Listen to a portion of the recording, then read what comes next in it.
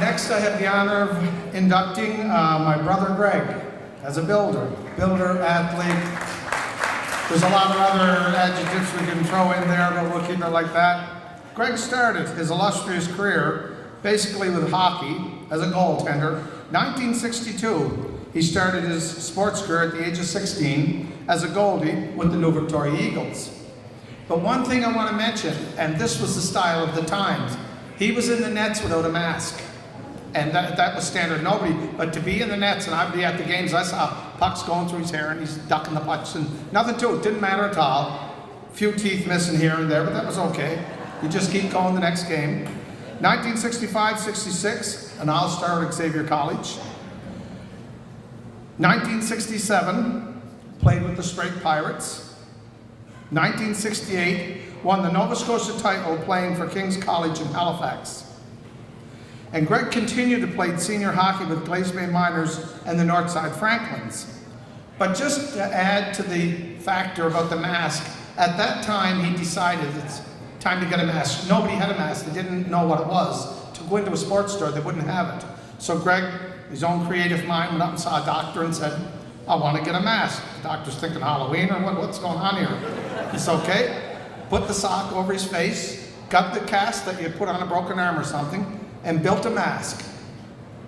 Cut the eyes out, the nose out, the mouth, and put the clips in it, and Greg created probably the first mask ever to be around here. And at the time, Jack Plante was messing with this stuff with the Montreal Canadiens, but Greg created the first mask in the area for his own protection. So quite a feat.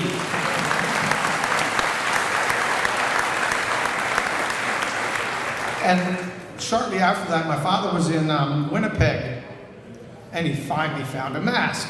And it was a good one, it lasted him a long time.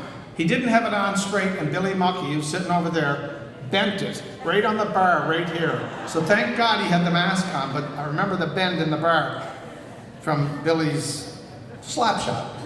Anyhow, 1968 to 70, Greg and Paul Finn coached in the Waterford Jets to 2 provincial titles.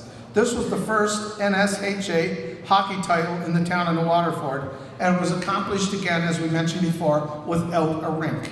So it's very difficult to do this, the training and everything, without a rink. 1970, the rink was built, and Greg served the original board of directors as a youth coordinator.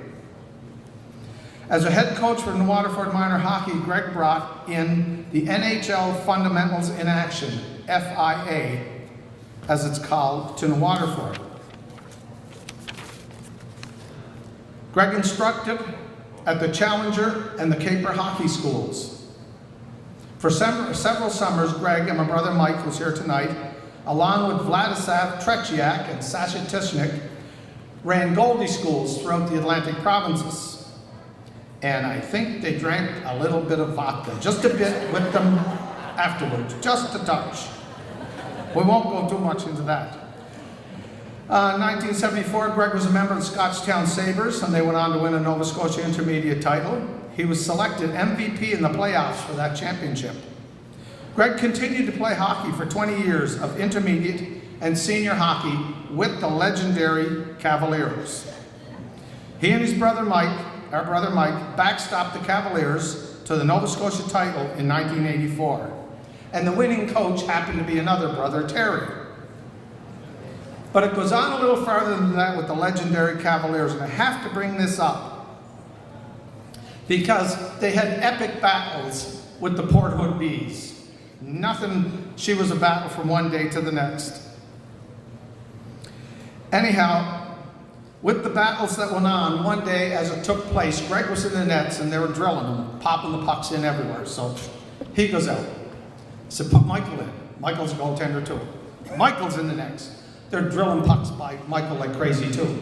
Now, the Port Hood Bees know the family. We have one sister, Mary, so the chant was, put Mary in, put Mary in, put Mary in.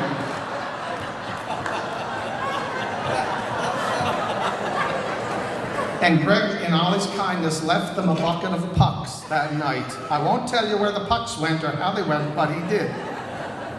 And in Glace Bay Farm, the word thanks red light did not go over well. Anyhow, Greg coached the Beck Bears for 10 years. Greg served as president of the Cape Breton Colonels Major Midget Hockey Team, winning a Nova Scotia title in 1988. He served as executive member for the Nova Scotia Major Midget Hockey for 5 years and served as secretary and president. He has a level 4 hockey coaching certificate. Greg served for many years on the board of directors of the Waterford and District Community Centre as secretary and president. Along with Michael, Greg obtained many provincial grants that led to capital improvement to the rink, such as lighting, new dressing rooms, new roof, refurbished washrooms, electrical and heating, and a sound system that's next to none. If anybody goes up skating, they always comment on the excellent sound system. They say it's one of the best in the area.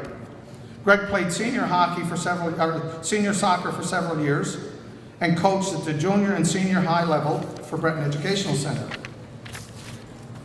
With tennis, Greg was a founding member of the Waterford Tennis Association and is still actively involved as a player and president. And just for a little background, our tennis court was the original parking lot for Beck, and now it is created into what it is today. And with the tennis courts, it provided employment for many young people over the summer months. They secured provincial, municipal, and federal grants that gave salaries to the workers, and it also kept it in an excellent shape. Summarizing, Greg continues to be very dedicated to the development and maintenance of sports and recreation in the Waterford and District. He has shown leadership in the true sense of the word. Family, education, community are extremely important to Greg. He's married to Ann Timmons, who was up before, and have 4 beautiful, not children anymore, adults, David, Maureen, Shannon, and Patricia, and a couple of them are here. So with great pride, we ask Greg to come forward and be inducted into the Waterford Hall of Fame.